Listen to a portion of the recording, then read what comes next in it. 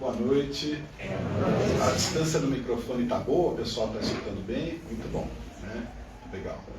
Uma honra para mim estar aqui, né? Uma alegria estar novamente. Quero começar agradecendo ao Cláudio, né, o presidente da casa, por abrir as portas do Núcleo Espírita Segue Jesus para mim. Ana Meca, que me convidou desde a pandemia, né? A gente começou a fazer live, aí depois eu passei a frequentar os cursos aqui. Acho que eu já dei aula em todos, né? Básico, mediúnico e aprendiz do Evangelho, né? Muito bom. Agradecer a presença de vocês, agradecer ao Vanderlei, que me convidou para escrever no jornal Segue Jesus, e aí isso deu ensejo, né, para a nossa palestra, né? E agradecer a Deus pela oportunidade da vida, pela oportunidade de estar essa noite aqui. Eu fico muito feliz quando eu vou numa casa espírita e eu vejo as pessoas no salão, independente da quantidade. Hoje é uma alegria imensa, porque o salão está lotado, né? Então, eu acho que tem uma cadeira vaga ali. Eu não tô... Quantas pessoas cabem aqui? Acho que é 130, 150, 150 né? pessoas, 150. maravilha, né? Mas se tivesse uma pessoa assistindo, também estaria ótimo. Sabe por quê? Quando alguém vem na casa espírita, ela escolheu vir, né? Hoje é uma terça-feira de noite. Vocês poderiam estar descansando, estar com a família, estar vendo um programa na televisão, fazendo um passeio, qualquer coisa que não fosse estar aqui, mas vocês escolheram estar aqui. E isso é motivo realmente de muita alegria, de muita satisfação. Vamos começar, né? Desafio de mudar a si mesmo. Eu quero começar a nossa conversa observando o tema dessa palestra. Vou pegar aqui. Aqui na sua.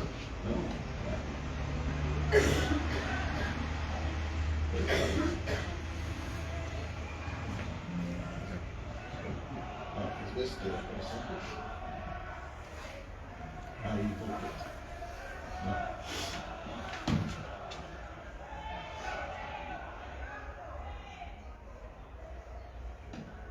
Isso.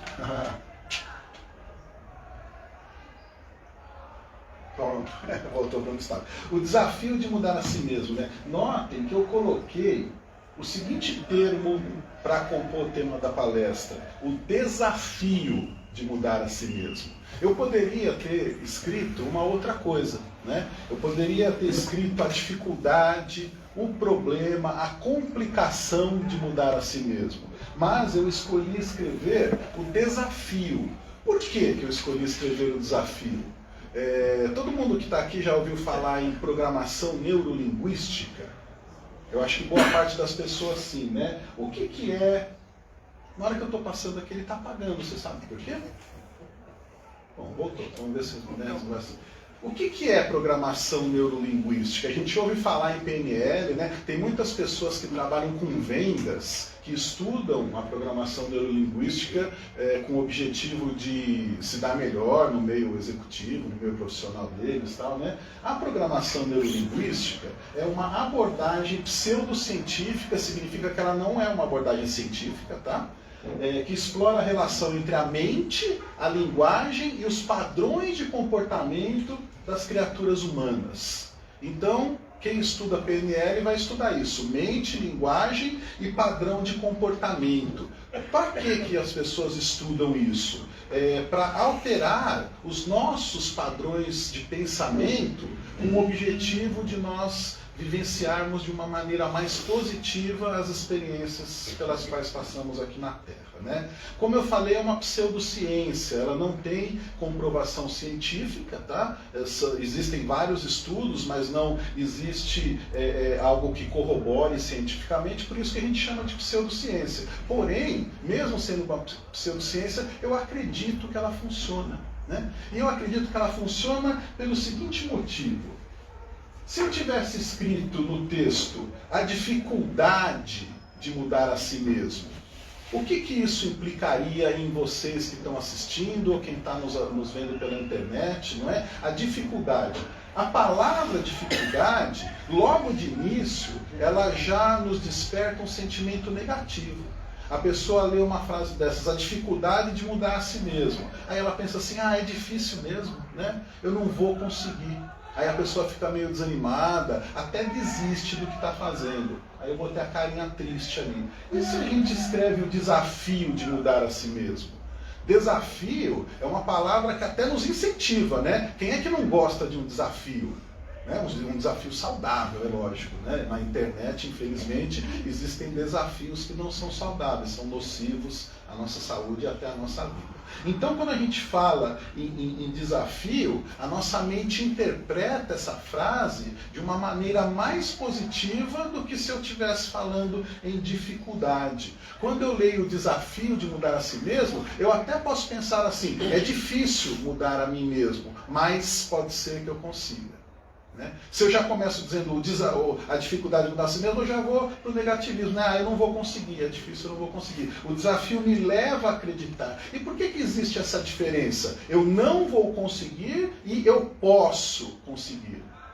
Só duas palavrinhas aí, não é, na frase. Eu não vou conseguir, eu posso conseguir. Não diga que eu vou conseguir, eu posso conseguir. Mas já faz uma diferença brutal aqui dentro, ó, na nossa mente. Né? A primeira frase vai trazer já o fracasso embutido nela.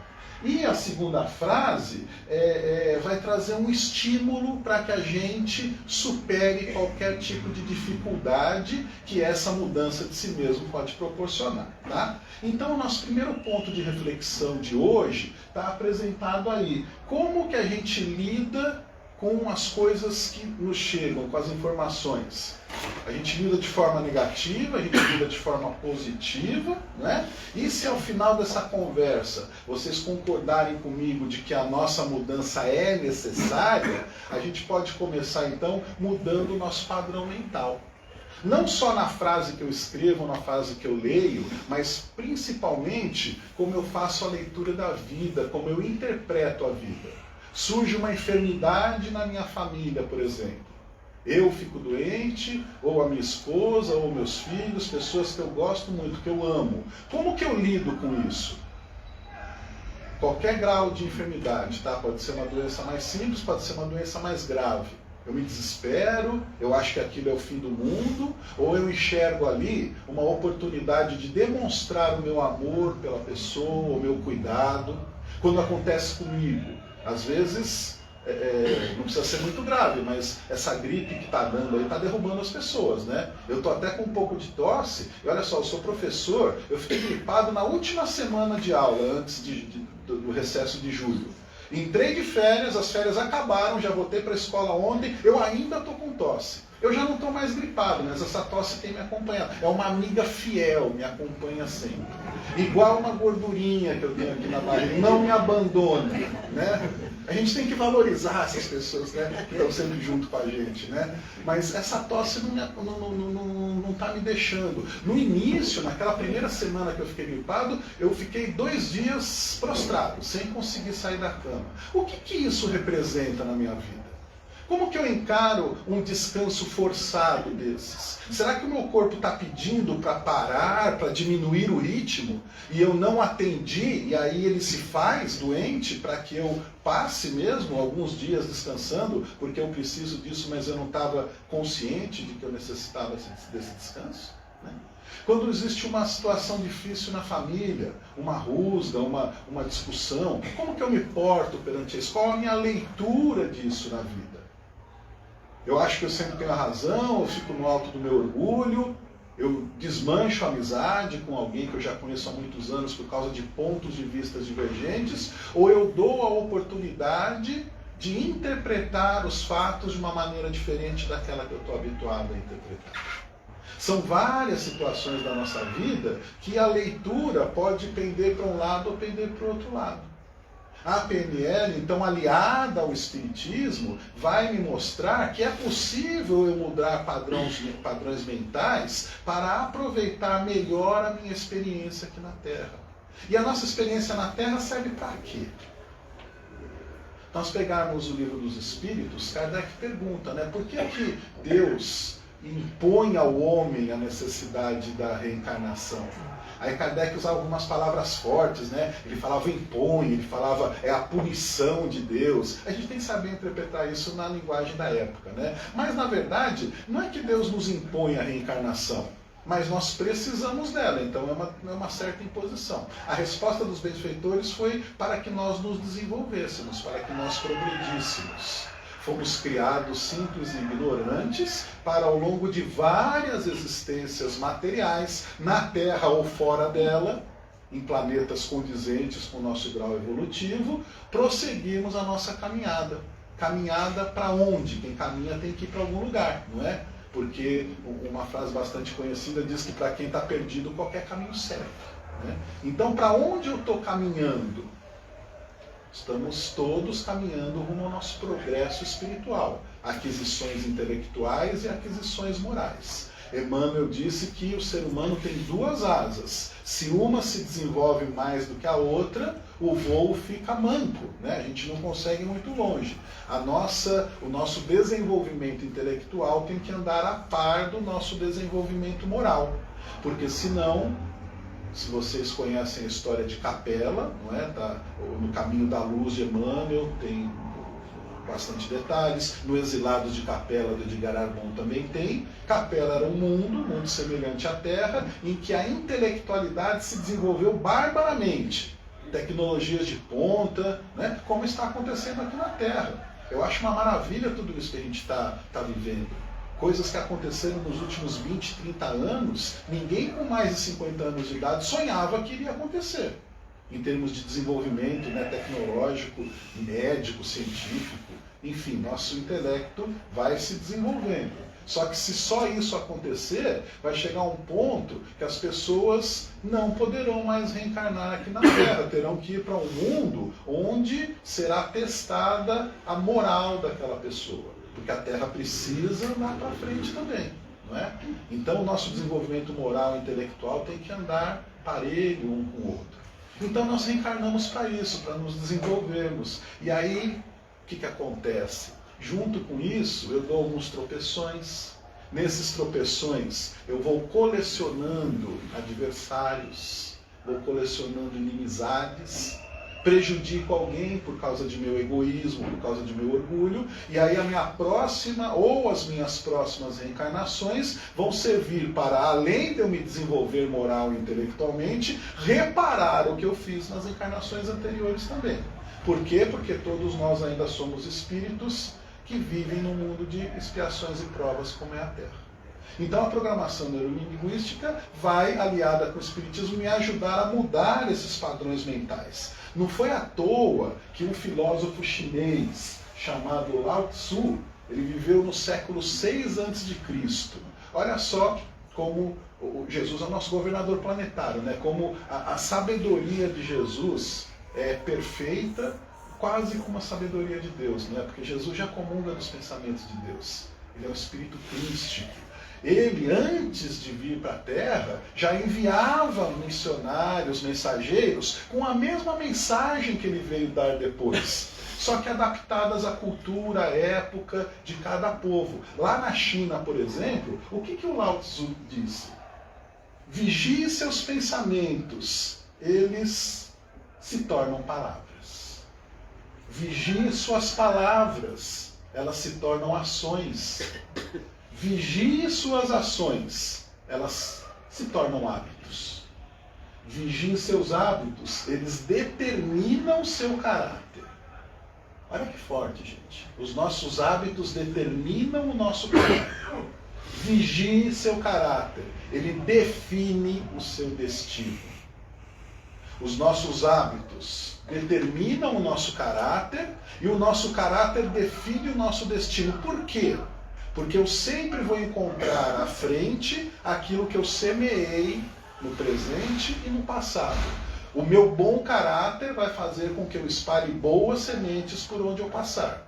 O meu mau caráter, ao contrário, vai fazer com que eu espalhe más sementes onde eu passar. Quem espalha más sementes vai encontrar no seu futuro uma plantação ruim. Espinhos, sofrimento. Quem espalha boas sementes vai colher dos bons frutos das boas árvores que plantou. Então, Lao Tzu, no século 6 a.C., já falava a mesma coisa que Jesus falou quando disse a cada um segundo suas obras. encontraremos sempre, inexoravelmente na nossa vida, o resultado das nossas plantações. O nosso padrão mental serve inclusive para atrairmos para junto de nós entidades desencarnadas que se afinizam com o nosso pensamento. Olha como é importante eu fazer uma leitura otimista e positiva da vida. Como que esses espíritos se aproximam de cada um de nós? Através da sintonia. Se eu sou uma pessoa pessimista e desanimada, vou chamar para junto de mim espíritos tristes e desolados. Por outro lado, se eu sou otimista, feliz com os desafios que a vida me proporciona, por compreender que esses desafios são oportunidades de superação íntima, de superação própria, então eu vou atrair para junto de mim espíritos igualmente bem intencionados que vêm em minha direção para me fortalecer, me auxiliar, me ajudar a superar esses meus obstáculos. Quem que nós queremos ter ao nosso lado?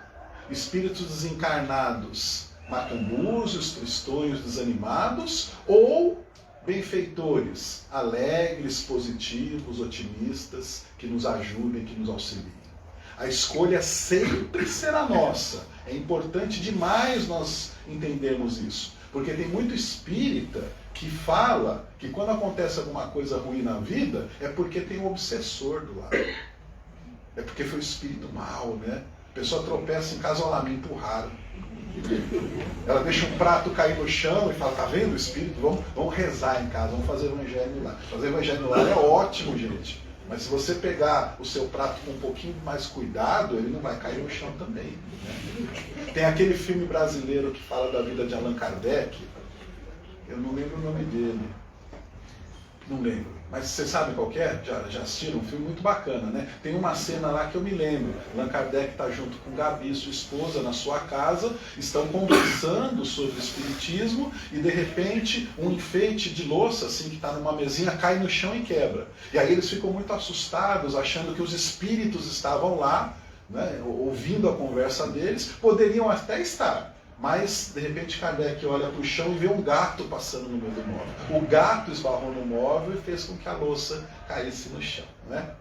Então, eu acho que nessa altura aqui da nossa conversa, todo mundo já compreendeu qual que é o benefício de aliar a programação neurolinguística ao espiritismo para nos ajudar nesse desafio da jornada terrena. Não é nessa jornada difícil, gente. Não é nessa jornada de sofrimento, né? Tem muitos livros que falam assim, a Terra é um vale de lágrimas. Olha que dramático, né, gente? Até pode ser, mas são lágrimas purificadoras. Né? Então, viver é um desafio, e um desafio maravilhoso. Já que a gente entendeu isso, contar um pouquinho aqui como que surgiu a ideia de fazer essa palestra. Né? Vanderlei tinha me convidado para escrever um artigo no jornal Segue a Jesus. Aí eu escrevi esse artigo e ele começou com a seguinte afirmação de Allan Kardec, que está lá no capítulo 17 do Evangelho segundo o Espiritismo. Reconhece-se o verdadeiro espírita pela sua transformação moral e pelos esforços que faz para domar suas más inclinações. Nós poderíamos fazer uma palestra inteira só em cima dessa frase. Eu diria até mais, nós poderíamos fazer um curso de um ano inteiro em cima dessa frase. A começar pelo capítulo de onde ela foi retirada, capítulo 17 do Evangelho segundo o Espiritismo. Quem é o melhor aluno aí que já está afiado, sabe o título do capítulo 17? Quem lê bastante acaba decorando, né? Brincadeira, não precisa saber não, né? Tem palestrante que vem e cita a questão de cor, né? E aí tem gente que vai lá e faz questão de conferir, né? Oh, mas ele acertou. Não. A única questão que eu sei de cor é a 625.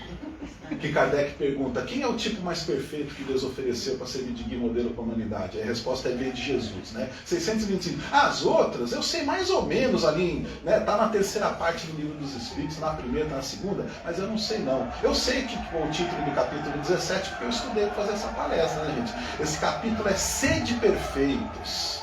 Olha só o convite que Jesus nos faz. Essa é uma fala de Jesus. Sede perfeitos como o vosso Pai Celestial é perfeito. Jesus nos convida a ser perfeito como Deus.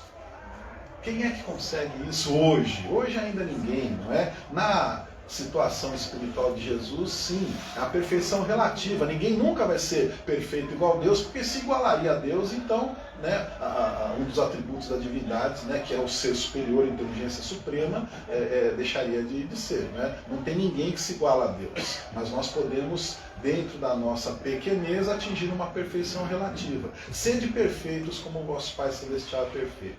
E aí, dentro desse capítulo Sede Perfeito, que é um convite já muito desafiador, vem outro convite: nos esforçarmos para nos transformarmos moralmente, ou seja, abandonarmos vícios morais. O que é um vício moral? Fumar, beber, isso é um vício que te afeta a matéria. O vício moral é aquele que é aceito pela sociedade e a gente não combate porque acha, tudo bem, né? Falar mal dos outros é um vício moral, né, gente? Consumir pornografia é um vício moral. Tanta coisa é um vício moral, né? Então, esse convite é para a gente promover a transformação moral. E essa segunda parte dessa frase, ela faz um sentido tão grande para mim. Olha só, o verdadeiro espírito é aquele que se esforça para domar suas más inclinações. Essa é a tradução do Herculano Pires, não é? E o Herculano Pires era um grande conhecedor de francês, então eu acredito que ele seguiu ao pé da letra mesmo. Em francês, o verbo devia ser o verbo equivalente ao domar. O que é domar, gente? Domar. O que a gente doma? A gente doma um animal selvagem, não é? Porque se é um animal já domesticado, um cachorro, a gente adestra, né? Faz o cachorro sentar, dá um biscoitinho para ele e tal, né? Mas um leão, a gente doma o leão. Olha só, as nossas más inclinações são como animais selvagens que vivem em nosso anterior e precisam do pulso firme para serem domadas. Do pulso firme de quem? Do outro? Do palestrante, do médium, do pastor, do padre? Não, do pulso firme nosso. É só a gente que pode domar as nossas más inclinações. E isso é uma coisa importante também do espírito entender. Lá no mundo espiritual, ninguém vai responder pelo problema do outro. Às vezes a gente fica tão preocupado com o outro, né? Mas esse daí não toma jeito. Mas é a minha esposa isso. Mas o meu companheiro aquilo. Meus filhos não sei o que lá. Você vai responder pela sua vida. Pelos seus filhos enquanto eles forem menores e estiverem suscetíveis à sua influenciação. A missão dos pais é uma missão muito importante, muito bonita aqui na Terra. Depois que eles ficaram adultos, se mesmo com toda a boa orientação que a gente deu, eles se desviarem de caminho, o problema é deles. Né? Causa sofrimento na gente porque a gente ama. Mas no mundo espiritual eles responderão pelas falhas deles. Nós responderemos pelas nossas falhas e pelos nossos equívocos. Então, a necessidade de domar esse animal selvagem que existe dentro da gente é imperiosa. Na verdade, Kardec, praticamente 160 anos atrás, estava nos convidando a um movimento muito falado hoje no Espiritismo, que é a tal da reforma íntima. Kardec já falava isso em outras palavras. Esse daí é um convite para a nossa própria reforma íntima. No entanto, para que essa reforma seja bem sucedida, nós precisamos estar convencidos de que ela é necessária. Todo mundo que está aqui está convencido de que é necessário fazer a reforma íntima? Substituir vícios morais por virtudes? Qualquer que seja? Então por que quando você recebe aquele WhatsApp no grupo da família falando mal de alguém, você encaminha aquela mensagem para frente? Por que quando você recebe uma piada desmerecendo algum político, você passa para frente aquilo? O que o político precisa? Oração. Oração, oração. Né? Porque quando você vê uma notícia dizendo que algum criminoso morreu, ou alguém muito procurado foi preso, por que você se alegra com isso? Nós podemos ficar satisfeitos em ver a justiça sendo feita quando alguém vai preso. Não é? A Terra, por ser um mundo de provas e expiações, precisa ainda de um sistema penal como o nosso existe. Mas essa satisfação de saber que eu vivo numa sociedade segura não pode ocupar o mesmo lugar que a alegria. Fiquei tão contente que ele foi preso. Por quê? É uma criatura de Deus, tem pai, tem mãe. Ah, mas quem mandou ele fazer daquele jeito? Pois é, quem mandou, mas fez. Merece a nossa condenação ou a nossa misericórdia? Merece a nossa acusação ou a nossa oração e o nosso perdão se fez alguma coisa contra nós? Falei da questão 625 aqui de Jesus ser nosso modelo e guia. O que Jesus fez quando lhe foi apresentada a mulher adúltera? Não falou nada para ela. Perguntou para os que estavam presentes. Perguntou não, falou. Quem tiver sem pecados, atire a primeira pedra. Quem nunca errou, que condene essa mulher. Como todos nós erramos, e todos eles sabiam que também haviam errado, um detalhe do Evangelho que às vezes passa desapercebido para quem lê, os mais velhos se retiraram primeiro e por último os mais jovens. Por quê? Os mais velhos, mais experientes, mais sábios, sabiam que erraram mais e saíram. Aí ele olha para aquela mulher e fala, onde estão os que te acusavam? Eu também não te acuso, vai e não erres mais. Conselho de Jesus. Então por que eu vou condenar os outros? Estamos convencidos mesmo de que a reforma íntima é necessária? Precisamos passar a seguir esse nosso exemplo e guia que é Jesus. Um detalhe que existe nessa pergunta de Kardec, eu acho que é de fundamental importância para nós entendermos a amplitude que a influência de Jesus tem sobre o nosso planeta. Ele não perguntou aos benfeitores que o auxiliaram na codificação quem era o modelo e guia dos espíritas. A pergunta é, quem Deus ofereceu à humanidade para servir de guia e modelo? Humanidade. Até os países que não são cristãos, até aquelas religiões que não seguem Jesus, até aqueles que dizem não ter religião, têm Jesus como modelo e guia. Por quê? Porque Jesus foi o exemplo máximo de ética, de honestidade e de serviço ao próximo que existiu aqui na Terra. Qualquer um, até mesmo um ateu, pode ser ético, honesto e servir os outros, mesmo que ele diga que ele não tem religião. Então Jesus é o exemplo da humanidade. Queremos promover a nossa mudança interior? Hajamos como Jesus agiu. O conhecimento disso é tão importante que vai nos levar então a esse desafio de mudar a nós mesmos. Só que esse conhecimento às vezes é uma pedrinha no nosso sapato, né? Quem já andou com uma pedrinha no sapato sabe do que eu estou falando. Você caminha, machuca, fica incômodo, aí você chega em casa lá, ou não aguenta no meio do caminho, senta na calçada, vai, tira a meia. É um negocinho desse tamanho assim, mas está lá dentro do pé, está espetando o dedo por baixo, né? E aquilo atrapalha demais. O conhecimento da necessidade da reforma íntima pode ser uma pedrinha no nosso sapato. Por quê? Porque ainda somos orgulhosos. Imagina eu... Olha, essa palestra aqui está ótima, espero que vocês estejam pensando assim, né? Mas ela está ótima, meu vizinho devia estar aqui, né? Nossa, se meu cunhado tivesse ouvindo, tomara que ele veja lá no Instagram que está passando? No Facebook, tomara que ele veja. E fica gravado? Então, eu vou falar para ele ver depois. Meu cunhado precisa ver essa palestra, né? Precisa também. Quem precisa ver somos nós, né? Quem precisa ver sou eu também. Eu sempre digo que quando eu sou convidado para fazer uma palestra, eu fico muito grato, porque eu sou a primeira pessoa beneficiada pela palestra, porque eu vou preparar, eu vou estudar. E aí na hora que eu estava preparando isso, eu comecei a refletir nessas coisas. Será que eu sou orgulhoso ainda? Só de pensar nisso, já a resposta é já sou, né? Sou. O que a gente pode fazer para diminuir esse nosso orgulho, essa nossa vaidade? Muita coisa, né, gente? Nós temos hábitos arraigados no nosso psiquismo desde há muito tempo. Como eu falei, fomos criados simples e ignorantes e vivemos inúmeras reencarnações, tantas que não temos nem como fazer a conta, aqui na Terra e, repito, em outros planetas. Em cada uma dessas reencarnações nós fomos conquistando conhecimentos.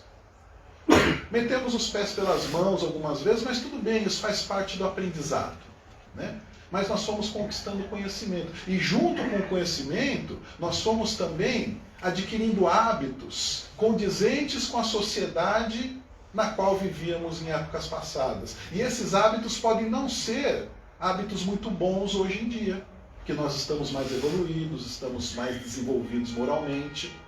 Um exemplo é a pena de morte, né?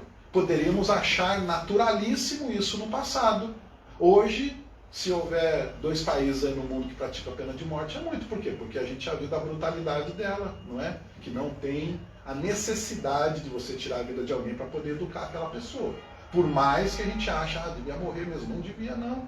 É aqui na Terra que a pessoa se prova, né? Nós não fomos criados agora, somos espíritos milenários, com uma bagagem psicológica, uma bagagem inconsciente que vamos levando de uma encarnação para outra, não é? Hoje, graças a Deus, nós estamos na nossa melhor versão. Estamos na nossa melhor versão. A gente pode ficar contente com isso. Nós já fomos brutos, já fomos criminosos, já fomos assassinos. Tenho certeza disso, gente. Né? Já traímos o nosso companheiro, a nossa companheira. Já passamos a perna nos nossos sócios. Já brigamos por causa de heranças.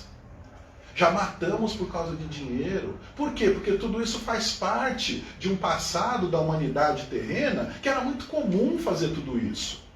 As pessoas trancavam os irmãos no porão dentro de casa e aquele coitado morria de pneumonia, de tuberculose, só para poder ficar com a parte dele na herança. E todo mundo achava até que normal isso. Nós já vivemos tudo isso. Por que eu tenho tanta certeza assim? Porque nós ainda estamos reencarnando aqui na Terra. Se não tivéssemos vivido tudo isso, seríamos já espíritos melhores do que somos. Não digo nem perfeitos, mas melhores do que somos. Estamos aqui. A Terra é um grande educandário com alunos com graus mais ou menos iguais de conhecimento. Às vezes a gente olha para alguém e acha que aquela pessoa é tão inferior, não é nada. Vai ver dentro da cabeça dela mesmo o que ela pensa. E o outro, a gente, nossa, mas esse daí é superior demais, eu nunca vou conseguir chegar igual a ele. Aqui na Terra é mais ou menos todo mundo parelho. Se a gente imaginar uma escada, alguns estão 1 ou 2 degraus acima, outros 1 ou 2 degraus abaixo de nós. Está todo mundo dentro de uma faixa equivalente aí. Então sim, nós erramos muito no passado, mas não tem problema, porque Jesus, da mesma forma que olhou para aquela mulher considerada adúltera, ele olha para nós e fala, eu também não te condeno, vai e não erres mais. Essa é a maravilha da reencarnação. A cada dia que eu acordo aqui na Terra, é um presente de Deus para eu continuar nessa minha trajetória evolutiva. E se eu pensar nesses meus erros do passado, está tudo bem, tudo isso daí faz parte do nosso processo evolutivo como criaturas imortais que nós somos. Hoje, porém, nós compreendemos coisas que antes não compreendíamos. Por isso, não é conveniente continuarmos vivendo como vivíamos outrora. Não é conveniente. E aí, esse outrora não precisa ser nossa encarnação anterior, não. Pode ser ontem, né? No passado, antes de eu conhecer o Espiritismo. Tem gente que está na doutrina há muito tempo, tem gente que está há pouco tempo, não faz mal. Tem gente que está há pouco tempo e está tão animado, que está até mais inteirado de tudo que a doutrina ensina do que aquele que já está aí há 30, 40 anos, né? Às vezes as pessoas precisam de uma reciclagem. Pega alguém muito antigo de um centro aí, a pessoa está falando, Allan Kardec, li os 5 livros. André Luiz, li tudo. Não lembro direito, porque faz 40 anos que eu li, né? Não adianta, gente. A gente muda. A gente muda de um dia para o outro imperceptivelmente. De um ano para o outro, mais ou menos. E a cada 5 anos, a cada 10 anos, a gente muda demais. Hoje, eu falo com muita consciência. Eu não sou a mesma pessoa que eu era 10 anos atrás. Graças a Deus. Quando eu digo que nós estamos na nossa melhor versão, não é só nessa encarnação, é nesse dia, 22 de julho de 2025, a melhor versão minha. Melhor do que ontem, melhor do que anteontem. Ah, Marcos, mas todo mundo fala, e se você tiver um dia de baixo, não faz mal, é um episódio de baixo, dali a pouco eu volto para cima de novo. É igual a roda gigante, a vida da gente é igual uma roda gigante. A gente está ali, tem dia que está em cima, tem dia que está embaixo, mas está sempre rodando. Outra comparação que eu gosto de fazer também é que a vida da gente é igual uma corrida de obstáculos. Já viram nas Olimpíadas a corrida de obstáculos? Tem uns 100 metros rasos, que o cara dá a partida ali, né? Pá, ele vai em menos de 9 segundos, alguma coisa, chega lá na linha final de chegada, né? O Usain Bolt, que era aquele jamaicano, né, corria em 9 e alguma coisa, 100 metros. Né? E a corrida de obstáculos, ela é mais longa. Tem aquelas traves em forma de U invertido. O cara vai, corre, pula, mal colocou o pé no chão, já pega impulso para pular outra, para pular outra. De vez em quando ele tropeça numa daquelas barras, cai, levanta e continua correndo, porque ele tem que chegar no final. É igual a nossa vida. Vem um problema, a gente supera. Mal superou um, já está chegando outro na porta aí. Né? É igual o Mercado Livre. O Mercado Livre não entrega dia e noite. É 10 horas da noite e fala, Mercado Livre, na porta, né?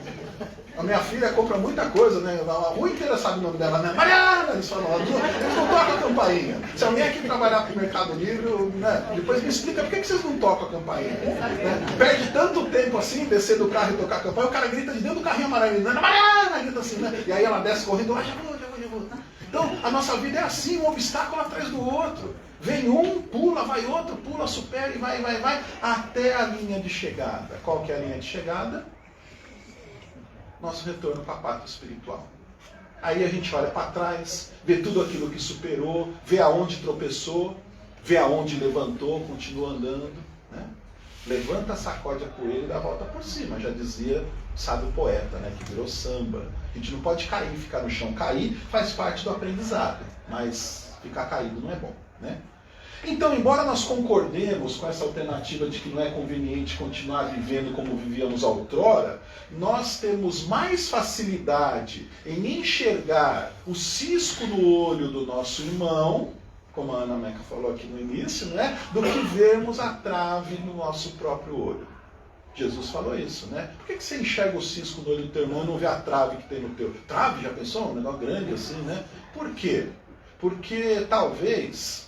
Aí agradeço a presença de uns amigos aí, né? Temos uma psicóloga aí na plateia, né? Talvez isso sirva como, deve ter várias psicólogas, né? Mas uma que eu conheço. Isso sirva para justificar para nós mesmos por que eu não quero colocar o foco da atenção em mim mesmo. Quando eu observo, eu reparo e comento o erro dos outros, eu estou tirando o holofote de cima de mim e passando para o outro. E é muito mais cômodo a gente terceirizar os nossos problemas, não é verdade? Querem uma prova de que isso está arraigado na nossa consciência mais profunda, no nosso inconsciente? Imagina uma criancinha assim, ó, lá no chão da cozinha de casa, coberta de farinha. Isso aconteceu com a minha filha, gente, coberta, parecia um fantasminha, né? Aí você chega assim e fala, o que aconteceu? A primeira resposta dela é, não fui eu. Né? Rápida assim, imediata, né? Não fui eu. E se tiver alguém perto, ela aponta, né? Foi ele, o irmãozinho, que tá lá limpinho, ela tá toda suja, em volta dela tá, né, pegadinha, né, do sapatinho dela na farinha ali. Se tem um coleguinha de escola também, foi ele. Por quê? Porque a criança é má fazendo isso? Não, não é. É um comportamento instintivo isso. A gente tende a terceirizar a responsabilidade das coisas para não sermos cobrados disso mesmo, não é? A gente aponta o dedinho para o colega. É interessante notar que esse comportamento, ele se reflete na vida adulta também. Lógico que não acusando assim falsamente, né? Mas em variadas situações, muitos adultos agem de maneira bem parecida com isso daí. Não assumem responsabilidades, terceirizam a culpa quando alguma coisa dá errado, ou na família, ou no serviço, né? Terceirizam a participação naquilo que foi errado, imputam ao outro a culpa ou a responsabilidade pelo seu fracasso financeiro, pela sua desarmonia conjugal, pela doença que pegou, por qualquer coisa que dá errado na vida, não é? A pessoa sempre vai ter uma explicação dizendo que o outro foi o responsável por aquilo.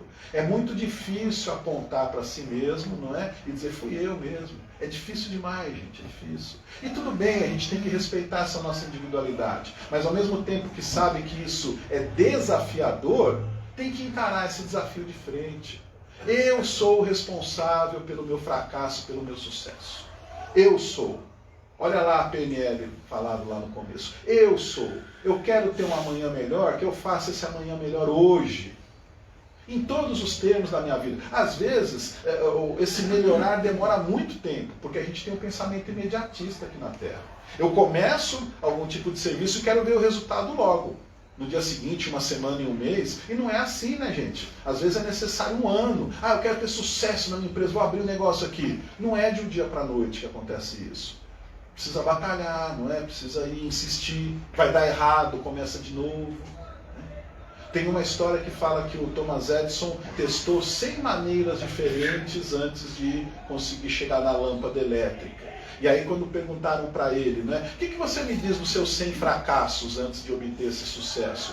Ele disse, não foram fracassos, foram aprendizados de 100 maneiras diferentes de que a lâmpada não funcionava. A última vez ela funcionou, por isso que foi a última, né? Senão continuar procurando. Né? Igual quem perde alguma coisa. Fala, tá no último lugar que eu procurei, é lógico, porque se ele já acha ela ali, cara, ele não continua procurando. Né? Então, a última é sempre a melhor, né, gente? A última é sempre a melhor. Os adultos agem como se fossem crianças pequenas porque nós estamos ainda na infância espiritual. Nós encarnados aqui na Terra. Estamos vivendo a infância espiritual. Todo mundo aqui já deve estar cansado de ouvir em transição planetária, não é isso? Esse assunto já esgotou, tem gente que está cansado, não aguento mais falar isso, né? Sabe por que a gente está cansado? Porque se falou tanto disso, os espíritas, né, insistiram tanto nesse assunto que eu acho, particularmente opinião minha, né, gerou até um desgaste sobre a transição planetária. Por quê? Porque as pessoas achavam que isso ia acontecer de uma hora para outra, que já era para estar acontecendo, né? Principalmente depois da pandemia. A pandemia veio aí para mudar a Terra, não sei o que lá, né? E aí a gente começa a ouvir um montão de besteira, desculpa se alguém gosta disso, né? Ah, mas abriu um portal não sei que data, 22 não, porque não tem mês 22, né? Dia 7 do 7 de setembro, a 7 de setembro, né? Gente, tudo besteira. Como é que a transição planetária vai acontecer? Com a nossa mudança. A regeneração do planeta depende da regeneração de cada um de nós. Quando a maioria dos habitantes da Terra estiver vibrando numa faixa mental de regeneração, a Terra vai adentrar essa fase de regeneração, não antes disso. Não antes disso, não é? Os espíritas fizeram muito alarde, porém, por falta de leitura, por falta de conhecimento, porque quem lê o Evangelho segundo o Espiritismo, que foi escrito em 1864, ou seja, 161 anos atrás, vai achar lá um capítulo onde os espíritos dizem que estamos passando pela transição planetária. Já estávamos passando em 1864. Estamos ainda passando e vamos continuar passando. Então, para quem acredita que isso vai acontecer da noite para o dia, que vai dormir no mundo de expiações e provas e vai acordar no mundo de regeneração, eu tenho uma má notícia. Não é assim que a banda toca. Não é assim. Provavelmente, muitos de nós não verão o mundo regenerado nessa reencarnação. E muitos de nós, eu estou sendo generoso. Só para não ser muito pessimista aqui e falar, ó, nenhum de nós vai ver a transição planetária. Né? Sei lá, de repente, né, a medicina está avançando, a gente vai tomando uns remédios aí, vive 200 anos, 300, né? Por que eu digo isso? Porque nos próximos 50 anos não vai acontecer, gente. Ela está acontecendo. Mas é uma transição. Não é assim, passe de mágica. Ela vai acontecendo. E a gente tem a nossa parte nisso, conforme vai fazendo a mudança íntima, a reforma íntima, não é verdade? A transição planetária é como a passagem do ensino fundamental para o ensino médio. Quem é mais velho, vou falar a passagem do primário do ginásio para o colegial, né?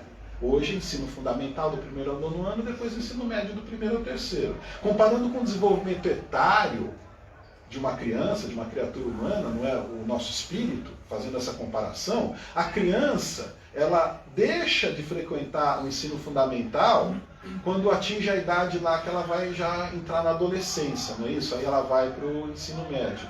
Nós precisamos deixar a infância espiritual para trás para podermos adentrar no mundo de regeneração. É uma promoção igual a uma promoção de ano na escola. O Espiritismo surgiu na Terra há mais de 1,5 séculos, trazendo informações valiosas para o nosso desenvolvimento moral. 1,5 séculos. Jesus esteve aqui há 2.000 anos e ainda nós patinamos discutindo ensinamentos deles que são tão claros.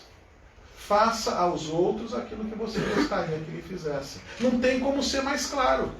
Em algumas parábolas, Jesus foi meio enigmático, né? Porque a população da época não tinha uma maturidade moral e intelectual para entender o que ele estava querendo dizer. Mas em outras vezes ele foi muito direto. Faça aos outros o que você gostaria que ele fizesse. Lava o pé dos apóstolos. O maior é aquele que mais serve. Não tem interpretação diferente para dar dessas coisas, gente. Não tem interpretação diferente. Não é? É urgente nós reconhecermos que passou da hora de nós nos modificarmos intimamente. Portanto, quem quiser continuar reencarnando aqui a partir das suas próximas existências materiais, ou quem quiser chegar numa condição melhor no mundo espiritual, tem que começar a se preparar desde agora. Desde agora. Jesus falou que a quem muito foi dado, muito será pedido. O Espiritismo é um manancial de conhecimentos. Ninguém pode alegar ignorância. Vou contar uma historinha para vocês. Imaginem um grupo de amigos reunidos. Um grupo bem heterogêneo em questão de idade. Jovens de 20 e poucos anos, alguns adultos mais maduros aí na faixa dos 40, alguns na melhor idade, acima de 60, grupo de amigos ali com idades variadas. Eles se encontram, se reúnem e combinam o seguinte: daqui a 20 anos nós vamos fazer uma viagem. Para onde? Para o deserto do Saara. Todo mundo vai juntar dinheiro e tal, tá? Bota o nome na lista aí, assina, todo mundo assina. Aquele amigo que já está lá com seus 80, 90, talvez não vá nessa viagem, porque 20 anos, né? Aquele que está com 20 anos de idade, sim, vai estar com 40, aquele que está com 40 vai estar com 60, né? Seguindo o rumo normal da vida. Pode ser que o de 40 volte para o mundo espiritual antes do de 90, mas né, vocês estão entendendo o que eu estou falando. Todo mundo combina, vai lá, passam-se 2 décadas, passam-se 20 anos e o que eles fazem? Se encontram e vão para o Saara. Olha só, todo mundo ponta firme, né? Todo mundo que estava na reunião, juntou o seu dinheirinho, foi e viajou para o Saara. Na hora que eles descem lá, pegam um ônibus, né? Não sei onde que desce quando vai lá para o Saara, né? Aí pega um ônibus, vai lá para o meio do deserto, o motorista larga todo mundo lá, e aí um deles de repente fala assim: meu Deus do céu, se eu soubesse que era quente assim desse jeito, eu não tinha trazido só minha garrafinha de água, eu tinha trazido, né, um galão, e ia sair arrastando pela areia. Aí o outro fala assim: você tem razão, se eu soubesse que tem esse sol danado aqui, eu tinha trazido meu protetor solar. E o outro diz: pois é, eu podia ter trazido meu boné. Aí as horas passam, anoitece, do mesmo jeito que é muito quente de dia no deserto, como qualquer deserto, de noite é muito frio. Por quê? Porque a areia não retém calor, não é? O sol bate nela, reflete e vai embora. Por que a cidade é quente? Porque o concreto retém calor, né? Então tudo isso daí vai fazendo essa estufa aí onde a gente vive. De noite esfria. Aquele frio, né, de rachar também. Aí um deles vai falar assim: puxa, se eu soubesse que a noite era frio aqui, tinha trazido um gorro para dormir. Né? Eu durmo de gorro, né? Não tenho proteção natural aqui em cima. Né? Se eu soubesse que era frio, eu tinha trazido um cobertor. Se eu soubesse que era frio, eu tinha trazido um pijama de flanela. E assim vai, se eu soubesse. Aquele grupo de amigos teve 20 anos para se preparar para essa viagem. A gente nasce aqui na Terra com uma viagem marcada já, sem o bilhete de data. Mas é uma viagem que todo mundo vai fazer. O retorno ao mundo espiritual. Quanto tempo a gente vai levar para fazer essa viagem? Vai depender do planejamento reencarnatório de cada um, que pode ser abreviado de acordo com as más condições a que eu submeto o meu corpo físico. Tá? Mas, vamos imaginar que a expectativa de vida, vamos considerar que a expectativa de vida do brasileiro é de 77,6 anos, segundo os últimos dados do IBGE, arredondando para 78 anos. Significa que todo mundo com 78 anos vai desencarnar? A gente não. Né? Isso é média, alguns mais, alguns menos, mas vamos dizer aí, vamos arredondar mais ainda, 80 anos.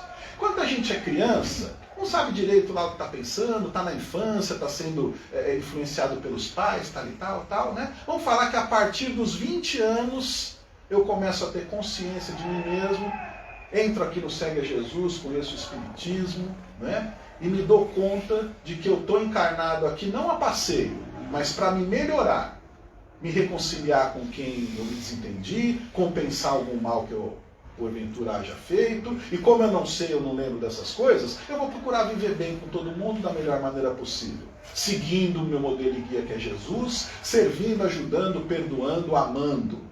Dos 20 aos 80, eu tenho 60 anos para me preparar para voltar para a vida espiritual. E aí o que acontece? Minhas forças orgânicas se esgotam, meu espírito parte para o mundo espiritual, e eu chego lá e falo: nossa, é assim? Ah, mas eu não sabia.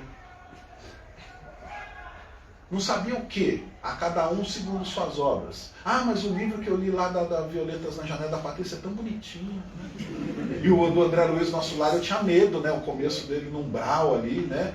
Deus queira que eu vá para o nosso lar também, né? Nosso lar é uma colônia no meio de milhares que existem, né? Que é essa que a gente conhece aí, entre outras algumas poucas, né? Mas o nosso lar é mais conhecida. Se for depender de pedido de espírito para ir lá, eles estão com uma superpopulação, né? Aí a gente chega lá no mundo espiritual e fala, eu não sabia, não me preparei direito. A culpa é de quem? Vamos substituir a palavra culpa? A responsabilidade é de quem? É só minha, meu amigo. É só minha. Faltou conhecimento para eu me preparar? Não. Faltou quem me dissesse o que eu tenho que fazer? Não. Faltou leitura adequada? Não. Faltou lugar para eu frequentar e me orientar? Não. Se eu vivi só para a matéria, se eu escolhi servir a Mamon em vez de servir a Deus, a responsabilidade é só minha. Eu vou encontrar no mundo espiritual exatamente aquilo que eu semeei aqui na Terra. André Luiz, no livro Agenda Cristã, pela psicografia de Chico Xavier, capítulo 18, vai dizer o seguinte: se você já possui 2 semanas de conhecimento cristão, sabe a saciedade o que deve fazer. 2 semanas de conhecimento cristão. Ah, Marcos, 2 semanas não dá para ler o Novo Testamento inteiro. Até dá, se você se dedicar só a isso. Mas você não precisa ler inteiro. Pega um pedaço do Evangelho, qualquer um deles que seja. Se você conseguir aplicar aquilo na sua vida diariamente, pronto. É o conhecimento cristão que você tem. Eu acho que todo mundo aqui já tem mais de 2 semanas de conhecimento cristão. 2 semanas a gente já tem. Alguns um pouco mais, alguns muito mais. Por que a gente ainda patina quando fala em reforma íntima? Qualquer mudança precisa de base firme para se erguer, porque senão ela desmorona.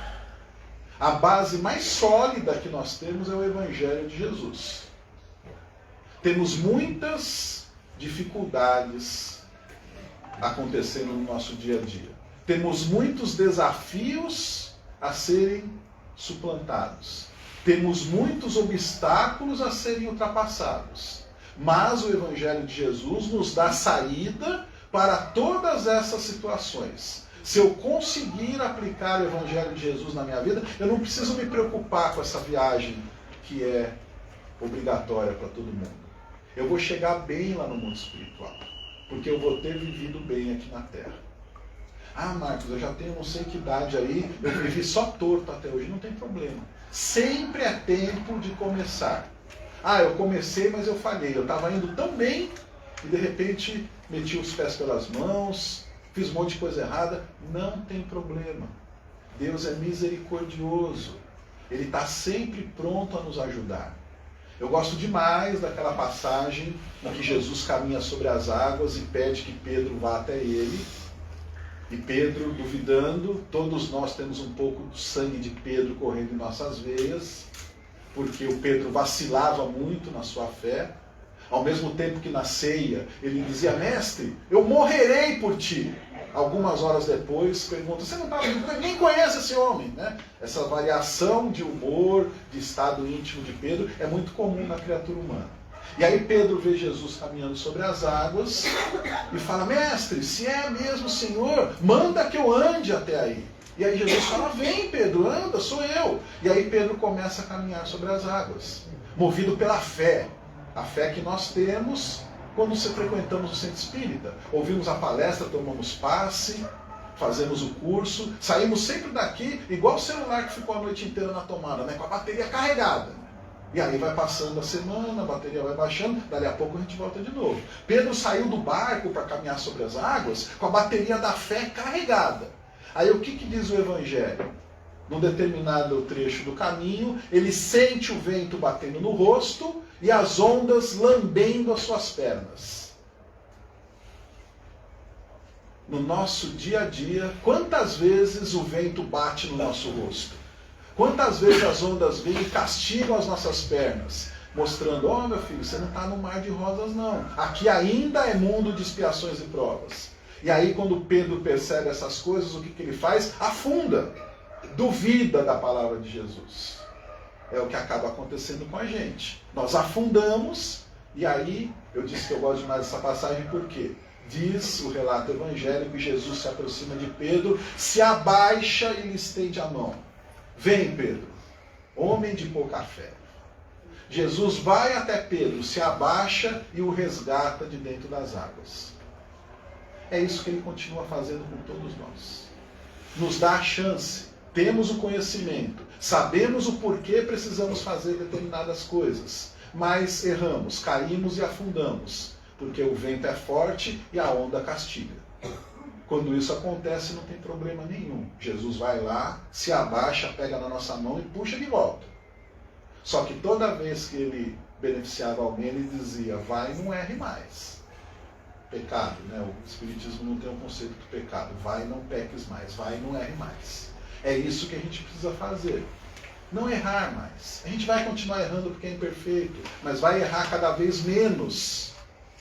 Porque essa mudança interior, esse desafio de mudar a si mesmo, ele vai se consolidando em nosso espírito. E a cada dia que passa, nós vamos nos fortalecendo na fé e na compreensão dessa bendita doutrina que é o Espiritismo. Paulo, para encerrar, escreveu várias cartas, né? São 13 cartas que tem lá no Novo Testamento, atribuídas a Paulo. E eu gosto bastante de dois trechos de duas cartas diferentes, aos Efésios e aos Gálatas. Ele diz o seguinte: é preciso deixar morrer o homem velho que vive em nós, para revestirmos-nos do homem novo, criado para ser semelhante a Deus em justiça e em santidade. O homem velho que vive dentro de nós, aquele que nós trazemos há várias e várias encarnações, aquele que é egoísta, aquele que é orgulhoso, aquele que valoriza mais a posse material do que o conhecimento espiritual, aquele que ainda se acha superior ao outro. Espíritas, né, tem tanto conhecimento aí à disposição, e eu confesso que com tristeza, às vezes, eu vejo a rede social de alguns colegas aí, espírita defendendo isso, defendendo aquilo, né? Se posicionando como se fosse um grande expert. Me perdoa, gente, se alguém faz isso, tá? Mas é um alerta. Não faça. Dando opinião na guerra. Ah, esse país isso, esse país aquilo. Gente, qualquer guerra é cruel para os dois lados. Qualquer político precisa da nossa oração. E a gente vê alguns defendendo apaixonadamente um lado ou outro lado. Está todo mundo errado, gente. Está todo mundo errado. Se os políticos governassem baseados no Evangelho, nada disso no mundo inteiro estaria acontecendo. Mas tem gente que defende, tem espírita que defende. E eu digo que eu vejo isso com tristeza porque eu não entendo. Ou não está entendendo o Espiritismo, ou eu não estou entendendo o Espiritismo também. Né? É um homem velho que precisa ser domado aqui dentro. Vamos voltar lá para o começo da palestra. O verdadeiro espírita é aquele que se esforça por sua transformação moral e para domar suas más inclinações. Nós precisamos domar esse homem velho para que nasça um homem novo semelhante a Deus. O que é Deus? Essa força poderosa, infinitamente bom, justo, misericordioso. Conseguimos ser como Ele? Não, mas conseguimos ser semelhantes a Ele. Essa é a primeira frase de Paulo que eu gosto muito. E a segunda que para mim completa essa daqui, ó, Gálatas 2:20. Já não sou eu quem vive, mas Cristo vive em mim. Paulo escreveu essa carta mais ou menos no ano 54 depois de Cristo. Já não sou eu quem vive, mas Cristo vive em mim. Se nós, espíritas, praticarmos a reforma íntima e tomarmos Jesus como guia e modelo, Jesus viverá dentro da gente. E aí eu vou estar cumprindo isso que Paulo escreveu praticamente 2000 anos atrás. Percebemos que as informações são sempre as mesmas, desde o tempo lá do Lao Tzu chinês. Desde o tempo de Sócrates, desde o tempo de Buda, todos eles 4, 5, 6 séculos antes de Jesus nascer. Desde o tempo de Isaías, quem gosta de ler o Antigo Testamento vai lá, 800 anos antes de Jesus nascer. Já se falava em perdão, já se falava em amor, já se falava em prática da caridade. O que a gente está esperando para fazer? O desafio de mudar a si mesmo. Que encaremos esse desafio com coragem, com confiança na proteção espiritual e que levemos à frente esse conhecimento tão bonito que a doutrina espírita pode nos proporcionar. Agradeço bastante a atenção de vocês, agradeço mais uma vez a Ana Meca, muito obrigado. Gostaria de fazer duas propagandas, posso fazer? Primeiro, o pessoal recebeu ali um número, né? Eu trouxe um livro aqui para ser sorteado. Muito prazer, eu sou espiritismo. Eu sou médium psicógrafo. Esse livro foi publicado pela Federação Espírita do Estado de São Paulo. Eu doei todos os direitos autorais à federação, porque as obras que eles fazem é fantástica. Para quem não conhece, a Federação Espírita atende mais de 4.000 pessoas mensalmente. Tem a Casa Transitória, que fica ali no Belenzinho, Casa de Idosos, oficinas profissionalizantes em parceria com o Senai. Tudo isso daí, gente, precisa de dinheiro para rodar, não é? Então, os direitos autorais desse livro pertencem à FESP, tá? Qualquer exemplar que for comprado lá, eu não vejo um centavo, vai tudo para a federação para ser utilizado nas obras sociais dele. Trouxe um para ser doado aqui, para despertar o interesse de vocês. Quem quiser adquirir pessoalmente, livraria física lá, Maria Paula 140, ou loja.fesp.org.br pela internet. Aí paga um fretezinho, vai receber aí também, tá? Espírito Manuel Dantas é o autor do livro. Muita gente fala, Marcos é o autor, eu não sou autor de nada. Emprestei meu tempo, não é? Para que o Espírito escrevesse através de mim. Generosamente fui escolhido por ele, fico muito contente por ter contribuído para que esse livro chegasse à Terra. Então vai fazer o sorteio dele aí. Segundo ponto, segundo propaganda, domingo agora, dia 27, eu vou fazer uma palestra na FESP. Quem gostou de me ouvir aqui, vá. Quem não gostou, recomende para alguém que você não gosta muito. As palestras de domingo da FESP são muito boas, gente, não pelo palestrante. Não sei se todo mundo conhece lá, deveria conhecer, não é? O pessoal lá do Islã vai uma vez por ano, pelo menos, a Meca, não é isso? A Meca, né? Vai a Meca. O espírita devia ir de vez em quando na Federação Espírita do Estado de São Paulo. Conhecer o prédio, ver as obras que eles fazem, tomar um café lá, ir na livraria, comprar alguma coisa, para realmente contribuir. Quem puder, quem não puder, só vai ver a palestra mesmo de graça. Sempre antes da palestra tem uma apresentação musical, tá? Nesse domingo, o grupo musical Paulo de Tarso vai cantar durante ali uma meia hora mais ou menos. Depois tem a minha palestra. Começa às 10 horas da manhã. Então, quem for será muito bem-vindo. Tá bom? Quem quer fazer o sorteio? Eu não, senão vão falar que é marmelada. Melhor alguém pegar aqui o... Vamos lá. Gente, primeiro uma salva de palmas para o Mário.